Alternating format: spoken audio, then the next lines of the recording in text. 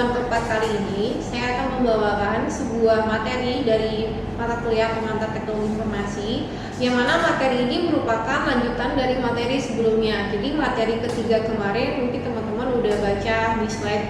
Yang ketiga itu membahas tentang Industri 4.0. Nah, sekarang pertemuan keempat ini ada lanjutannya, yaitu Internet of Things dan Smart City. Jadi Internet of Things dan Smart City ini merupakan suatu implementasi dari revolusi industri 4.0.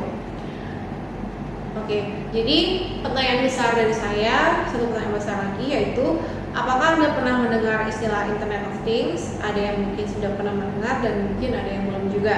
Tapi dari istilahnya Internet of Things itu udah langsung kepikiran, oh internet itu kan merupakan suatu jaringan.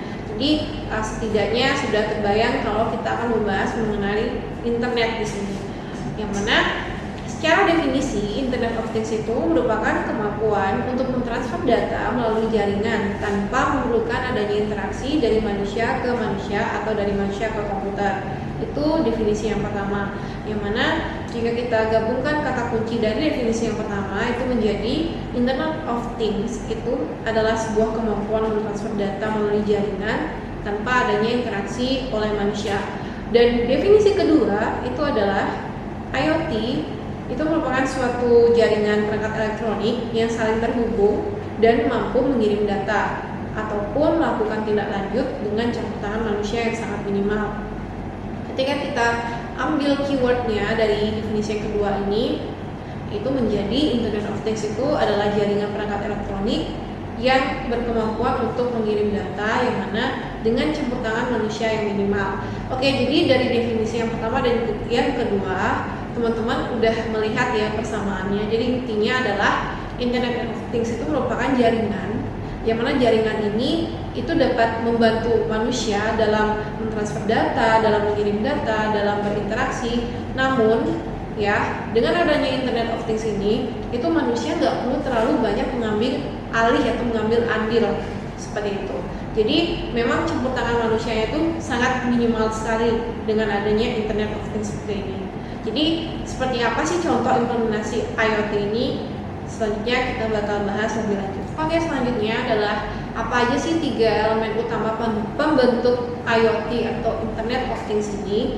Jadi itu ada jaringan internet yang pasti, dan ada aplikasi dan perangkat fisik atau device. Nah, di sini kita akan membahas selanjutnya tentang unsur dasar pembentuk IoT. Oke, jadi di sini saya akan menjelaskan atau menyebutkan unsur pembentuknya. Jadi tidak akan terlalu banyak menjelaskan, hanya saja menyebutkan beberapa unsurnya, yaitu ada 5 di sini. Yang pertama ada kecerdasan buatan atau artificial intelligence, ada konektivitas, ada sensor, keterlibatan aktif atau active engagement, dan perangkat yang berukuran kecil. Nah, selanjutnya penerapan IoT itu dapat diterapkan di sektor apa aja sih? Jadi sejauh ini penerapan IoT itu dapat diterapkan di sektor pertanian, energi, lingkungan, otomatisasi rumah, medik dan kesehatan, serta transportasi. Oke, jadi di slide ini mungkin kalian juga bakal kebayang kayak gimana sih IoT itu jika diimplementasikan atau diterapkan. Nah, jadi di sini seperti yang kalian bisa lihat ada 5 ya contoh dari implementasi IoT, yaitu yang pertama ada smart lighting, di mana smart lighting itu membantu lampu penerangan jalan dan lampu lalu lintas dari jarak jauh. Jadi ditanam sebuah sensor gitu di lampu jalan. Ketika ada orang yang lewat atau berjalan di bawah lampu itu akan dengan sendirinya nyala seperti itu. Lalu yang kedua ada smart parking, yang mana memesan tempat parkir secara digital. Di Indonesia ada smart parking dan parkiran yang menyediakan solusi ini. Jadi smart parking ini biasanya kalau kita mau parkir itu kita kan pasti bakal muter ya kalau misalnya parkirannya penuh. Maksudnya itu mencari-cari parkiran dan itu membutuhkan waktu yang lumayan lama, apalagi kalau misalnya rame. Jadi dengan adanya smart parkir ini, kita dapat memesan tempat parkir hanya melalui aplikasi. Jadi kita nggak perlu lagi capek-capek muter-muter parkiran untuk mencari tempat parkir seperti itu. Lalu yang ketiga itu ada waste management, yaitu dapat memantau volume sampah di berbagai tempat pembuangan sampah secara otomatis. Nah, jadi waste management ini mirip-mirip sama smart lighting. Dia menggunakan teknologi sensor, yang mana sensor itu ditanam di beberapa pembuangan gitu, tempat pembuangan sampah, yang mana ketika di suatu daerah tersebut tempat pembuangan sampah itu sudah penuh, maka dia sensor itu akan mengirimkan sinyal atau mengirimkan informasi ke orang yang mengambil sampah itu kalau sampah di blok A itu udah penuh, tolong diambil. Jadi nggak ada lagi yang namanya sampah numpuk seperti itu, dan baunya juga sangat menyengat kan biasanya kalau sampah numpuk itu. Jadi kebersihan tetap terjaga dan juga orang-orang tetap nyaman gitu, nggak ada yang bau, nggak ada yang menumpuk seperti itu dalam hal waste management. Oke, selanjutnya yang keempat itu ada connected manhole. Jadi di sini itu dapat memantau temperatur gorong-gorong di bawah tanah yang menjadi tempat penyimpanan kabel hingga jalur pipa gas. Jadi connected manhole itu dapat mengawasi itu temperatur yang ada di dalam gorong-gorong seperti itu. Lalu yang terakhir itu ada smart electricity, di mana membantu penyedia layanan listrik mengetahui pemakaian listrik pelanggan. Jadi kalau selama ini mungkin salah satu perusahaan listrik negara atau PLN itu untuk mengetahui pemakaian listrik pelanggan itu kan masih sering ada orang yang ke rumah-rumah untuk melihat berapa sih meteran listriknya yang udah kepake gitu. Kalau melalui adanya smart electricity ini, jadi perusahaan listrik negara itu nggak perlu lagi mengerahkan sumber daya manusianya untuk datang ke rumah-rumah mengecek listrik satu-satu rumah gitu. Jadi tinggal dipantau aja melalui bantuan dari smart electricity ini gitu, bantuan dari implementasi IoT ini seperti itu. Oke, jadi selanjutnya, nah di sini ada smart city. Jadi habis kita membahas IoT, kita membahas smart city. Jadi apa sih yang Anda ketahui saat mendengar kata smart city? Ya, kalau di bahasa Indonesia kan smart city itu kan artinya kota pintar. Jadi kota pintar itu kota yang seperti apa sih? Gitu. Nah, smart city itu adalah konsep penataan kota secara terintegrasi dengan cakupan pembangunan yang luas dan dipadukan dengan perkembangan teknologi informasi dan komunikasi. Yang mana tujuan dari adanya konsep smart city ini itu adalah menciptakan perencanaan dan pengembangan kota yang layak huni, maju, dan modern, hingga meningkatkan produktivitas daerah tersebut dan daya saing ekonomi dalam membangun fondasi negara yang smart nation. Jadi intinya kenapa sih sebuah kota itu sekarang kan semua negara itu sudah menerapkan konsep smart city dan sedang berusaha menerapkan konsep smart city, tidak terkecuali pada Indonesia juga. Jadi smart city ini itu adalah salah satu contoh implementasi dari IoT juga. Mungkin teman-teman masih ingat ya, IoT itu kan segala sesuatunya itu menggunakan jaringan dengan bantuan interaksi manusia yang sangat minimal. Nah, smart city ini itu juga merupakan konsep yang sama seperti itu, gitu. Jadi kota yang smart atau kota yang pintar itu adalah kota yang terintegrasi satu sama lain menggunakan jaringan komputer, yang mana semuanya itu sudah dapat terotomasi, gitu. Jadi kita mau untuk seperti tadi kita mau jalan gitu di bawah lampu penerangan, kalau misalnya kita lewat lampu tersebut akan nyala. Karena apa? Karena udah ada sensor sendiri gitu. Jadi otomatis itu juga akan menghemat listrik karena nggak terus-terusan lampu jalannya nyala. Sedangkan kalau dulu setiap malam lampu jalan itu pasti nyala kan. Kalau sekarang itu sudah ada yang namanya smart lighting. Jadi kalau orang lewat baru lampu tersebut nyala. Kalau orang tidak lewat lampu tersebut akan mati. Nah, seperti itu salah satu contoh juga dari implementasi smart city ini sendiri. Jadi di mana konsep kota pintar yang juga memerlukan beberapa aspek di dalamnya seperti itu. Aspeknya ini apa aja kita akan bahas di slide selanjutnya. Oke, jadi pilar atau aspek dalam membangun smart city di sini dibagi menjadi 6. Jadi ada 6 pilar pilar utama dalam membangun smart city atau kota cerdas atau kota pintar seperti itu ya. Jadi yang pertama itu ada smart economy, smart mobility, smart environment, smart people, smart living, smart governance. Jadi untuk membangun sebuah kota yang pintar gitu, kita harus menerapkan ke-6 aspek ini. Kalau salah satu aspek itu belum diterapkan, kota tersebut belum bisa dikatakan sebagai kota yang smart atau smart city atau kota yang pintar seperti itu. Jadi pilar pertama itu adalah smart governance, di mana smart governance di sini itu merupakan salah satu elemen dasar dalam smart city. Smart governance adalah istilah yang merujuk pada pengimplementasian ICT atau Information, Communication, and Technology pada layanan publik di bidang pemerintahan secara efektif.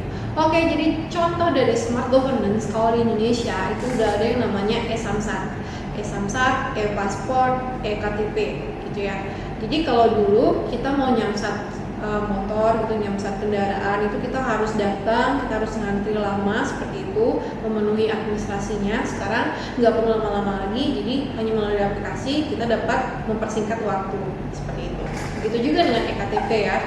Kalau e-KTP, kalau dulu KTP zaman dulu tuh kita harus perlu perpanjangan lagi kan untuk memperpanjang usia KTP. Kalau sekarang udah nggak perlu lagi karena KTP kita udah pakai chip di dalamnya, dan juga itu sangat memudahkan karena udah berlaku seumur hidup seperti itu. Oke, jadi aspek selanjutnya itu ada smart economy, yang mana mendorong berkembangnya ekonomi, melakukan industri kreatif pada bidang digital itu merupakan contoh dari pengembangan smart economy di sini. Juga disebut sebagai konsep kualitas yang menghasilkan suatu inovasi dan mampu menghadapi persaingan. Jadi maksudnya smart economy di sini itu adalah contoh implementasinya ya, adalah pemerintah itu membuka kesempatan untuk para generasi muda dalam berkarya, entah itu membuat digital startup seperti yang sudah berkembang selama ini, dan juga menyediakan tempat untuk para industri kreatif gitu ya, dapat memasarkan apa kreativitasnya mereka seperti itu. Jadi kebanyakan dalam penerapan smart ekonomi ini lebih kepada pemerintah menyediakan tempat gitu ya, menyediakan tempat untuk orang-orang yang mau berkreativitas, yang mau membuat suatu teknologi baru seperti contohnya startup seperti itu, dan juga salah satu contohnya juga menyediakan sebuah tempat atau sebuah web itu untuk para pengrajin dalam memasarkan produknya. Itu ada di salah satu kota yang sempat saya baca. Salah satu penerapan dari smart economy itu pemerintah di kota tersebut menyediakan sebuah website, yang mana website ini membantu pengrajin oleh-oleh, pengrajin barang-barang kesenian itu dalam memasarkan barang dagangannya atau barang kerajinannya seperti itu. Jadi pemerintah di sini mensupport dan memberikan ruang untuk ekonomi itu dapat berkembang. Contohnya juga dalam industri kreatif. Oke, aspek selanjutnya itu ada smart mobility, yang mana penerapan teknologi yang bertujuan agar prasarana dan sarana transportasi menjadi lebih informatif dan komunikatif, sehingga memberikan dampak pada kelancaran, keamanan, dan keselamatan, dan juga kenyamanan dalam berlalu lintas. Nah, contoh dari penerapan smart mobility ini di beberapa kota di Indonesia itu traffic light-nya itu udah masing-masing dipasang kamera CCTV ya. Jadi apa sih gunanya CCTV ini? Jadi gunanya CCTV ini supaya petugas itu dapat memantau jika ada orang yang melakukan pelanggaran seperti itu. Ketika ada seseorang yang melakukan pelanggaran, kita ambil aja contohnya dia menerobos lampu merah. Orang tersebut akan terekam CCTV dan dengan mudah petugas dapat menemukan info orang ini hanya dari CCTV tersebut.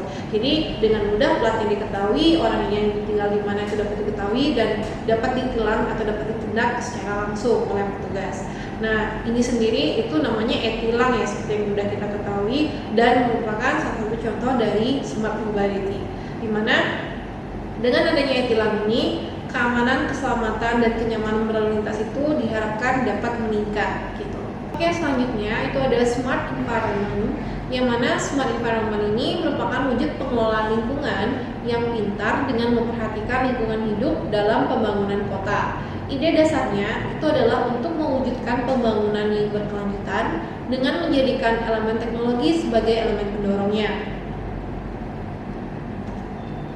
saya lanjut ke aspek selanjutnya, yaitu ada smart people, yang mana konsep smart people ini itu untuk menciptakan masyarakat yang cerdas melalui pemanfaatan kemajuan ICT.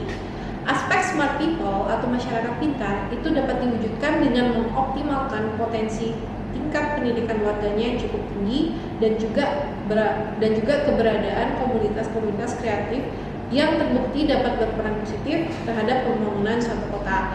Oke, jadi contoh dari penerapan smart people ini, aspek smart people ini adalah di beberapa titik pemerintah itu udah menyediakan hotspot gitu ya, satu tempat itu, jadi spot yang menyediakan hotspot. Jadi hotspot ini gunanya untuk apa? Gunanya agar orang-orang itu dapat mengakses internet dengan mudah dan ditujukan juga untuk hal-hal positif ya, mengakses internetnya. Jadi jika misalnya mereka ingin belajar bareng kayak gitu atau ingin membahas sesuatu atau mendiskusikan sesuatu, jadi udah ada spotnya tersendiri, dan di spot tersebut tersedia hotspot gitu atau wifi gitu ya, atau internet. Nah, ini sudah diterapkan di Bandung kalau nggak salah, dan juga di beberapa tempat di Surabaya dan juga di Bali setahu saya. Jadi untuk menciptakan suatu kota pintar, resource atau SDM-nya juga harus pintar gitu. Nggak bisa kotanya aja yang pintar, tapi people-nya atau orang yang hidup di dalamnya itu nggak pintar. Maka dari itu smart people ini merupakan aspek yang sangat penting yang harus dimiliki oleh kota yang ingin menerapkan atau mengimplementasikan smart city. Oke, jadi konsep terakhir itu adalah smart living, di mana smart living ini itu bertujuan untuk meningkatkan kualitas hidup masyarakat yang menjadi indikator selanjutnya dari smart city ini. Nah, di mana memberikan fasilitas berupa informasi tentang kesehatan, mengembangkan kurikulum digital, dan membangun fasilitas ramah difabel merupakan beberapa cara untuk meningkatkan kualitas hidup masyarakat. Jadi intinya smart living ini itu juga berhubungan sama smart people tadi. Ketika kita hidup dengan nyaman seperti itu, maka orang-orang itu akan berkembang dengan baik dan bisa menjadi smart people. Jadi ini juga merupakan suatu aspek yang penting ya dalam smart city itu sendiri. Dimana kan salah satu indikator dari smart city itu adalah kenyamanan masyarakat yang tinggal di kota tersebut, dan juga selain kenyamanan itu, kota ini itu memang layak huni gitu. Makanya ada aspek smart living ini sendiri. Intinya untuk meningkatkan kualitas hidup masyarakat yang tinggal di dalam kota tersebut dengan membangun fasilitas yang bertujuan untuk mendorong kualitas hidup masyarakat tersebut. Nah, jadi itu adalah 6 aspek yang ada pada smart city ya. Jadi aspek atau pilar utama yang membentuk smart city itu sendiri. Ketika salah satu pilar itu belum diterapkan, maka kota tersebut belum dapat dikatakan sebagai kota pintar atau smart city. Maka dari itu penting adanya pemerintah untuk memperhatikan karena pilar tersebut jika ingin kotanya menjadi kota yang smart atau kota smart city. Nah, selanjutnya ada video di sini. Video ini menceritakan tentang gimana sih smart city itu dan gimana aja sih penerapannya. Nah, jadi teman-teman silakan simak videonya. Mungkin dari penjelasan saya ada beberapa atau ada banyak yang miss di teman-teman atau yang masih nggak jelas. Saya harap dengan adanya video ini itu dapat membantu teman-teman dalam memahami konsep smart city dan IoT ini sendiri. Terima kasih.